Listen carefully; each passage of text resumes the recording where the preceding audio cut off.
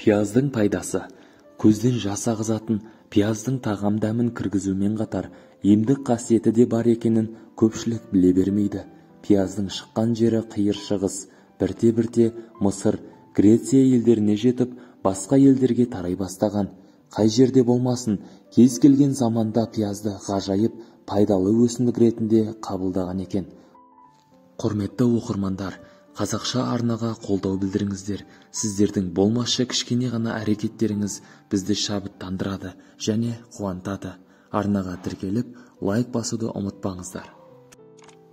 Видеоны соңына дейін көріңіз. Пияздың және оның қабығының адам ағзасына шипа болатын емдік қасиеттері жайлы айтатын боламыз. Ертеде римдіктер мен гректер пиязды жауынгерлерге күш және батылдық беретін әрі жарақатты жазатын шипалы, қасиетті, күшті өсімдік деп есептеген. Олар пияздың бір түріне жеңімпаз деп ат берген екен. Қиыр шығыс пен Сібір елдерін аралаған жиһанкездер пиязбен құрқұлақ, цинга ауруын емдеген екен. Пияз құрамында түрлі дәруменге бай минералды тұз, органикалық қышқыл, зиянды микробтарға қарсы төтеп беретін, көзді ашытатын ұшпалы фитонцид деген зат бар. Ол ауадағы ауру тарататын микроб бактерияларды жояды. Пияздың сөлі емге пайдалы. Мәселен, пиязды спиртке қосып жасаған аплачеп деген дәрі асқазан, ішек науқасына, сондай-ақ атеросклерозға да ем болады. Пияздың қанның құрамындағы қантты азайтатын қасиеті де бар. Қант диабетімен ауыратындарға пияздан әзірленген сорпалы тамақ пайдалы болып келеді. Бүйрегінде тасы бар сырқаттарға пияздың бір ас қасық сөлін күніне 2-3 рет ішкен пайдалы. Бәзбіреулер мұрнынан су ағып, тамағы қызарып, ауырған кезде пияз сөлін тамызады. Бұл дұрыс емес. Себебі қызарып, бөртіп тұрған сілекей қабығын пияз сөлі одан әрі асқындырып жібереді. Оның орнына пияз сөлін шайнектегі ыстық суға қосып, булап емдеген пайдалы болады. Пияздың емдік қасиеті 15-20 минут сақталатындықтан тезірек пайдаланған абзал. Езілген пиязды сүтке қосып, дәкеге орап, аяқтың мүйізденіп кеткен жеріне басса, қатқан тері нәрленіп жұмсарады. Іріңдеген жараға, үсіген жерге басуға да болады. Пияздың шаштың түсуін тоқтататын да қасиеті бар. Пияз сөлін мақтаға тигізіп, бастың құйқасына жағу керек. Сондай-ақ пиязды үккіштен өткізіп, оны басқа жағып, сыртынан таңып қою керек. 1,5-2 сағаттан соң жылы сумен шайып жібереді.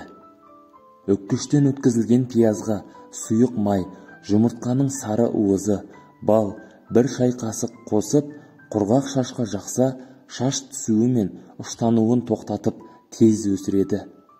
Апельсин мен лимонға қарағанда пияздың құрамында аскорбин қышқылы көбірек. Қазіргі таңда жер жүзінде пияздың 400-ден аса түрі белгілі. Пиязды жылдың кез келген маусымында пайдалануға болады. Ескерту: пияздың емдік қасиетінің шипасын көру үшін алдымен дәрігердің ақыл кеңесіне жүгініңіз. Себебі бір қатар ауруларға пияздың пайдасынан гөрі зияны тиюі мүмкін. Бұған дейін өздеріңізді пияздың шығу тарихымен, пайдасымен таныстырып өткен болатынбыз. Алайда көпшілік біле бермейтін пияздың тағы да 6 түрлі пайдасынан хабардар бола жүріңіз. Пияздың балмен араластырылған суы ангинаға жақсы көмектеседі. Ол үшін қоспаны күніне 2-3 реттен ішіп отыру қажет. Жарақат алған жағдайда пияз сол жерді залалсыздандырушы ретінде де қолданылады. Пияз әсіресе суды жақсы тазалайды. Ыдыстағы суға оның бір түйірін салып жіберсе, судың жаман дәмін алады. Тымауратып, жөтеліп жүрген кезде пияздың сөлі қақырушы ретінде де қолданылған. Суықтап қалған кезде дәкені пияз сөліне батырып алып, күніне 3-4 рет 10-15 минуттан мұрынға тығып қойса, тұмау тез кетеді екен. Әдетте кішкентай балалардың бір қатарында аскарида болатыны белгілі. Сондай жағдайда бұрынғылар бір бас пиязды ұсақтап турап, бір стақан ыстық суға 10-12 сағат бұқтырып қойып 3-4 күн бойы аш қарынға ішкізетін болған екен. Бір айта кетерлік нәрсе, бүйрек, бауыр, жүрек ауруы бар адамдардың пиязды абайлап қолданғаны жөн болады. Пияз қабығының қайнатпасы қандай ауруға ем болады? Пияздың қабығы бірталай дертке дауа, шипа болады. Пияздың қабығы Е, В, С дәрумендеріне, калий, магний, темір, мырыш және күкірт элементіне өте бай болып келеді. Сонымен қатар құрамындағы каротин, кверцетин сынды заттарының арқасында вирусқа, инфекцияға қарсы күресетін күшке ие. Пияздың қабығы терінің саулығын жақсартады, әрі жасартады. Жүрек, қан тамыр ауруларының алдын алады. Еркекті қуатты арттырады, иммунитетті нығайтады, рак ауруымен күреседі, ағзаны шлактан тазалайды, аяқ ауруларын емдейді, шаршауды басып қуаттандырады, ағзаны құрттан арылтады, ішек жолдарын реттейді, асқазанның жұмысын жеңілдетеді, мидың қан тамырларын тазалайды, қан қысымын қалпына келтіреді, қақырықты түсіреді, несеп жолдарының жұмысын реттейді, терідегі безеу мен экземаның жазылуына септігін тигізеді. Пияздың және пияз қабығының адам ағзасына қандай пайдасы бар екенін жеке-жеке айта кетейік. Ең алдымен жүрекке пайдасы. Жүрек қан тамыр жүйесін қуаттандырады, қанның ұюын болдырмайды, жараның тез жазылуына септігін тигізеді, жүрек қағысын реттейді. Асқазанға пайдасы. Асқазан ас қорыту жолдарының жұмысын қалпына келтіреді, ағзадағы шырышты шығарады, артық сұйықтықтан арылтады, әрі бүйрек ауруының алдын алады, қан айналымын реттейді. Пияз инфекциямен күреседі, суыққа, вирусқа, саңырауқұлаққа қарсы шипа. Сонымен қатар қайызғақ, табанның қотырын, тері ауруларын, қабыршақтануды, терінің сезімталдығы мен тегістігін емдейді.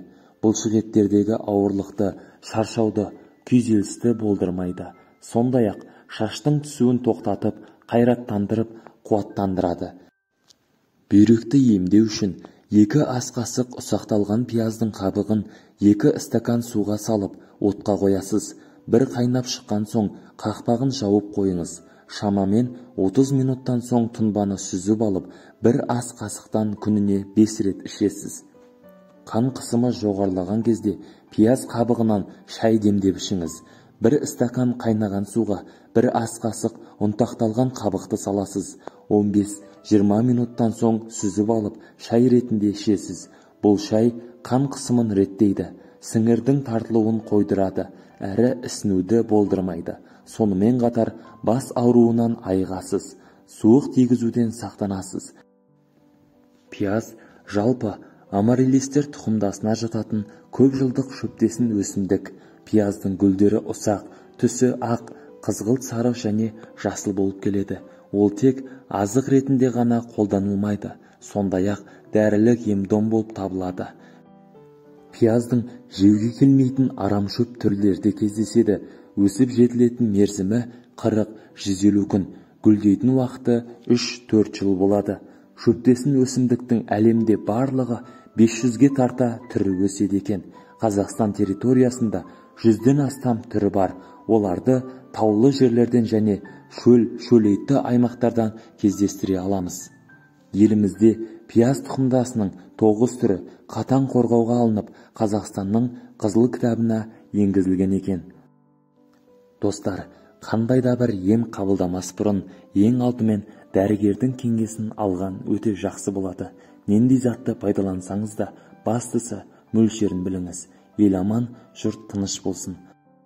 Видео ұнаған болса, арнама жазылып, лайк басуды ұмытпаңыздар, және видеоны жақындарыңызға, достарыңызға жіберулеріңізге болады. Сау болыңыздар.